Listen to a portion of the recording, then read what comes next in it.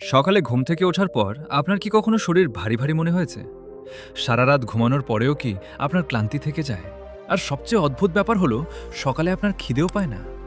যদি এমনটা হয় তাহলে সমস্যাটি আপনার শরীরে নয়, বরং আপনার খাবারের থালায় থাকতে পারে। আজ আমরা এমন একটি নীতি সম্পর্কে জানব যা হাজার হাজার বছরের পুরনো, কিন্তু আজও তা সমানভাবে সঠিক এবং কার্যকর। আয়ুর্বেদ স্পষ্টভাবে বলে যে সুস্থ থাকার জন্য ওষুধেরও আগে সঠিক খাদ্যাভ্যাসই সবচেয়ে গুরুত্বপূর্ণ ভিত্তি। চরক সংহিতা এই ধারণাটিকে একীভূত করেছে। হিতকর, মিতকর এবং ঋতুকরের অর্থ হল যে ব্যক্তি হিতকর অর্থাৎ স্বাস্থ্যকর খাবার পরিমিত পরিমাণে এবং ঋতুকর অর্থাৎ মৌসুমী খাবার গ্রহণ করেন তিনি রোগমুক্ত থাকেন। এটি কেবল কি খেতে হবে তা নিয়ে নয়, বরং কিভাবে এবং কখন খেতে হবে তার বিজ্ঞান। আজ আপনি এটাও জানতে পারবেন কেন আচার্য চরক রাতের খাবার হালকা এবং সহজে হজমযোগ্য রাখার উপর এত জোর দিয়েছিলেন। এটি কেবল একটি উপদেশ নয়, এটি শরীর এবং প্রকৃতির মধ্যকার সম্পর্ক বিষয়ক এক গভীর বিজ্ঞানের উপর ভিত্তি করে প্রতিষ্ঠিত। সুতরাং আসুন প্রথমে এই পুরো আলোচনার মূল বিষয়টি নিয়ে আলোচনা করা যাক। প্রথম হল অগ্নি। আমরা সবাই পাচক অগ্নি বা গ্যাস্ট্রিক ফায়ারের কথা শুনেছি, কিন্তু এই অগ্নি আমাদের দিনরাতের চক্রের সাথে কিভাবে সম্পর্কিত এই বিষয়ে খুব কম লোকই জানেন। আয়ুর্বেদ অনুসারে আমাদের শরীর হল মহাবিশ্বের একটি ক্ষুদ্র সংস্করণ। ঠিক যেমন সূর্য মহাবিশ্বের শক্তির উৎস, তেমনি আমাদের শরীরের ভেতরের পাচক অগ্নিও শক্তির উৎস। পাচক শক্তি হল শরীরের শক্তির ভিত্তি, এবং এটা কোনো কাকতালীয় ঘটনা নয় যে আমাদের পাচক অগ্নি সূর্যের গতিবিধি অনুসরণ করে। এর অর্থ হল দিন যত এগোয় আমাদের পাচক অগ্নিও তত বৃদ্ধি পায়। এভাবে ভাবুন, যখন সূর্য ওঠে আমাদের পাচক অগ্নি জাগ্রত হয়। দুপুরে যখন সূর্যের শক্তি সর্বোচ্চ থাকে তখন আমাদের পাচক অগ্নিও সবচেয়ে শক্তিশালী থাকে। এই কারণেই আয়ুর্বেদের দুপুরের খাবারকে সবচেয়ে গুরুত্বপূর্ণ খাবার হিসেবে বিবেচনা করা হয়। তারপর সূর্য অস্ত গেলে আমাদের পাচক অগ্নি স্বাভাবিকভাবেই ধীর হয়ে যায়। এটি শরীরের একটি সংকেত যে হজমের মতো ভারী কাজের সময় শেষ হয়েছে। কিন্তু যখন আমরা এই সংকেত উপেক্ষা করি এবং এই নিভে আসা আগুনকে ভারী খাবার দিয়ে ভারাক্রান্ত করতে থাকি, তখন সমস্যা দেখা দেয়। কল্পনা করুন, একটি আগুন নিভু নিভু করে জ্বলছে এবং আপনি তাতে ভেজা বা ভারী কাঠ যোগ করলেন। তখন আগুনটি ওই কাঠ পোড়াতে পারবে না, বরং নিজেই নিভে যাবে। পেছনে রেখে যাবে শুধু ধোঁয়া আর অপরা কয়লা। আমাদের পরিপাকতন্ত্রের ক্ষেত্রেও একই ঘটনা ঘটে, এবং এই অপরিপাচিত খাবারই রোগের মূল কারণ হয়ে দাঁড়ায়। এই অপরিপাচিত খাবার পাকার পাকস্থলীতে থেকে যায় এবং পচতে শুরু করে। আয়ুর্বেদিক পরিভাষায় এই বিষাক্ত আঠালো পদার্থকে বলা হয় আম, এবং এই আম শুধু পাকস্থলীতে সীমাবদ্ধ থাকে না, এটি একটি বিষের মতো যা ধীরে ধীরে সারা শরীরে ছড়িয়ে পড়ে। সুতরাং প্রশ্ন ওঠে, যদি রাতে হজম শরীরের প্রধান কাজ না হয় তাহলে সেটি কি? শরীর আসলে সেই সময় কি করতে চায়?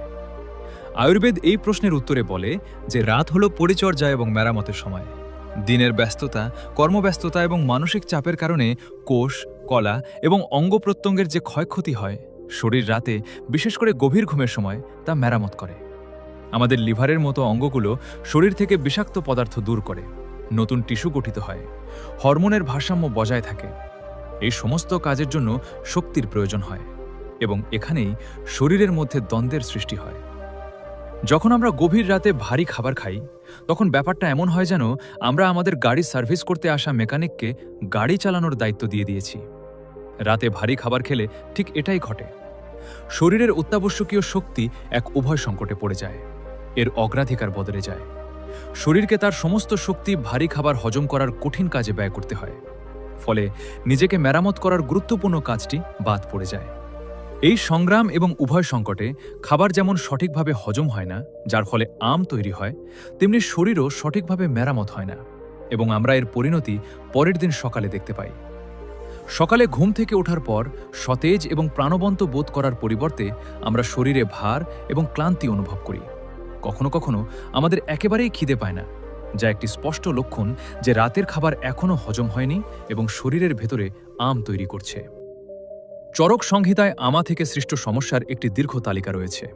আয়ুর্বেদে এই আমকে প্রায় সকল রোগের মূল কারণ হিসেবে বিবেচনা করা হয়। তবে ভারী খাবার খাওয়ার সবচেয়ে সাধারণ লক্ষণ হল গ্যাস তৈরি হওয়া এবং পেট ফাঁপা।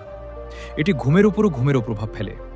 বিশ্রাম নেওয়ার পরিবর্তে শরীর অভ্যন্তরীণভাবে সংগ্রাম করতে থাকে, যার ফলে ঘুমের ব্যাঘাত ঘটে এবং অস্থিরতা দেখা দেয়। কিছু লোক বিশ্বাস করে যে ভারী খাবার খাওয়ার পর তাদের ঘুম ভালো হয়, কিন্তু এটি একটি বিরাট ভুল ধারণা। ভারী খাবার খাওয়ার পর আপনি যে অলস বা নিস্তেজ ভাব অনুভব করেন তা শক্তির অভাবের লক্ষণ, কারণ খাবার হজম করতে প্রচুর পরিমাণে শক্তি ব্যয় হয়।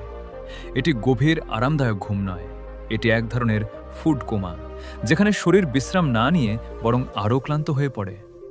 ভালো ও গভীর ঘুম সবসময় হালকা পেট থেকে আসে, এবং রাতে ভারী ও বেশি পরিমাণে খাবার খাওয়ার এই অভ্যাসটি যদি সংশোধন না করা হয়, তবে দীর্ঘমেয়াদে এটি ওজন বৃদ্ধির একটি প্রধান কারণ হয়ে উঠতে পারে। কারণ হজম না হওয়া খাবার শরীরে চর্বি হিসেবে জমা হয়। এর ক্ষতিকর প্রভাব ত্বকেও দেখা যায়: ব্রণ, ফুসকুড়ি, ত্বকের উদ্যোগের উজ্জ্বলতা কমে যাওয়া, সারাক্ষণ অলসতা, মনোযোগের অভাব, এবং ধীরে ধীরে এটি লিভার ও কিডনির মতো গুরুত্বপূর্ণ অঙ্গের উপরও চাপ সৃষ্টি করে। এটি শুনেই বেশ বিপজ্জনক মনে হচ্ছে যে আমরা রাতে কি খাচ্ছি, এর প্রভাব এতটাই গুরুতর হতে পারে। সুতরাং এখন প্রশ্ন জাগে, এর সমাধান কি? আমাদের রাতের খাবার কিভাবে প্রস্তুত করা উচিত যাতে এটি বিষের পরিবর্তে ওষুধের মতো কাজ করে? এর উত্তরে আয়ুর্বেদ বলে যে রাতের খাবার এমন কিছু হওয়া উচিত যা দ্রুত হজম হয় এবং শরীরকে পুষ্টি যোগায়, যেমন মুগ ডালের খিচুড়ি। আয়ুর্বেদে একে ত্রিদোষ সমক বলা হয়। ত্রিদোষ সমক মানে হলো এটি শরীরের তিনটি প্রধান শক্তি বাত, পিত্ত এবং কফের ভারসাম্য রক্ষা করে। এটি হজম হতেও খুব কম সময় নেয় এবং শরীরে পর্যাপ্ত পুষ্টি সরবরাহ করে। এছাড়াও গরম সবজির স্যুপ একটি ভালো বিকল্প, অথবা মুগ ডাল বা মসুর ডালের মতো হালকা ডালের সাথে 2-3টি পাতলা রুটি। আর আপনি চাইলে রুটি বা ডালে সামান্য ঘি যোগ করতে পারেন।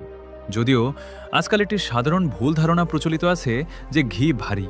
আয়ুর্বেদ অল্প পরিমাণে খাঁটি গরুর ঘিকে অগ্নি প্রজ্বলক হিসেবে বিবেচনা করে, অর্থাৎ এটি হজম শক্তি বাড়াতে সাহায্য করে।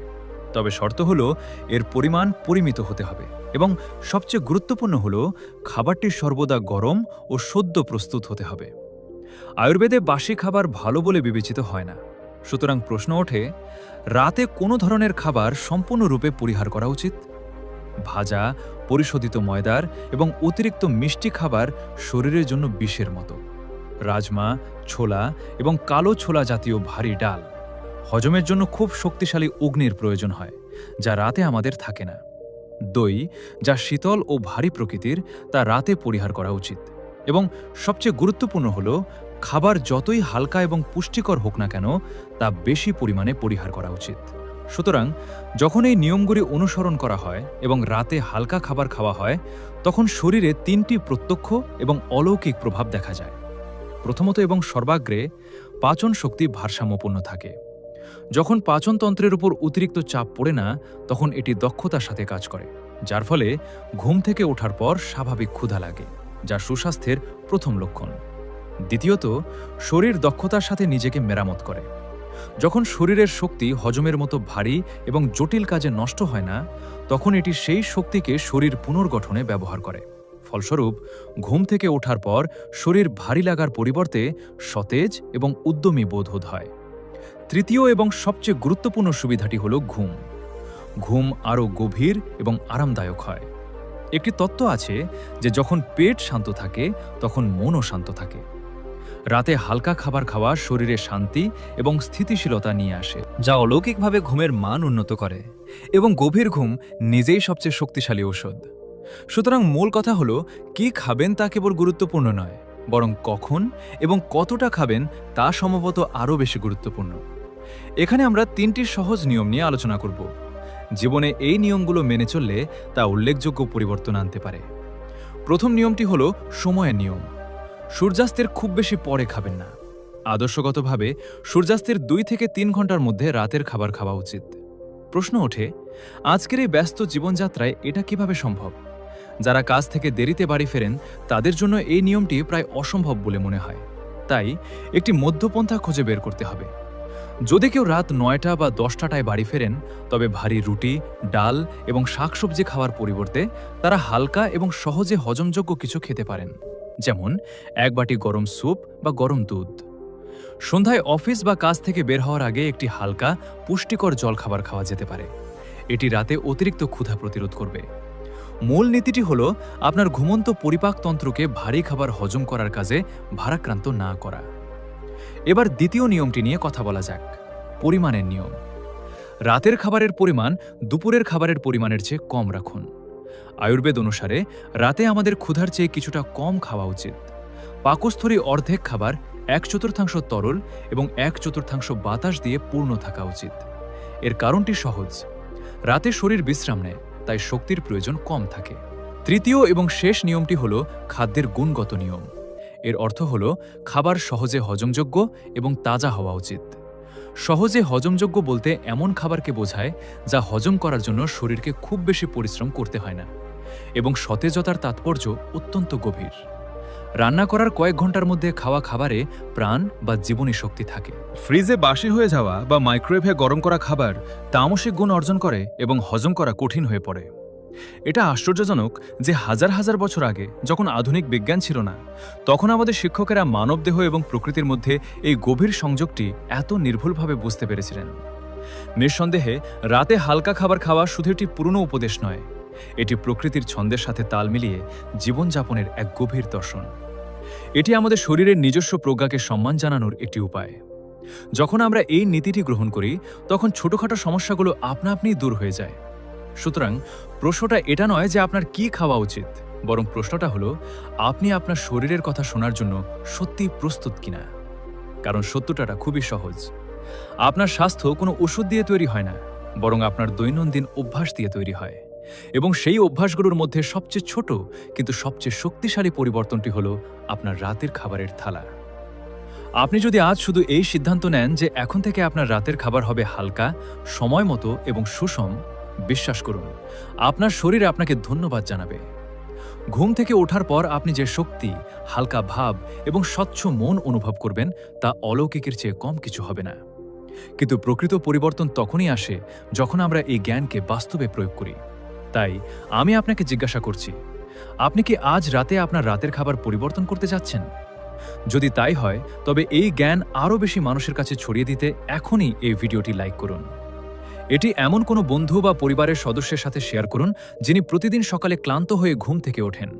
পরিবর্তন আজ থেকেই শুরু হোক, কারণ মনে রাখবেন, ছোট ছোট পরিবর্তনই সবচেয়ে বড় পার্থক্য গড়ে তুলতে পারে, এবং হয়তো ঠিক পরের সকালটি আপনার পুরো জীবনের গতিপথ বদলে দেবে। ধন্যবাদ।